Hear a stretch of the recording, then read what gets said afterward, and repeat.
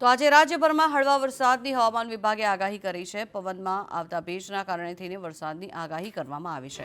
દક્ષિણ ગુજરાત અને દક્ષિણ સૌરાષ્ટ્રમાં હળવા વરસાદની હવામાન વિભાગની આગાહી। સુરત, ડાંગ, નવસારી અને વલસાડમાં પણ વરસાદની આગાહી કરાઈ છે। દમણ, દાદરા નગર હવેલીમાં પણ વરસાદની આગાહી કરાઈ છે, ત્યારે અમરેલી અને ભાવનગરમાં પણ હળવા વરસાદની આગાહી કરાઈ છે। ગીર સોમનાથ અને દીવમાં પણ હળવો વરસાદ થઈ શકે છે, જેની હવામાન વિભાગે આગાહી કરી છે।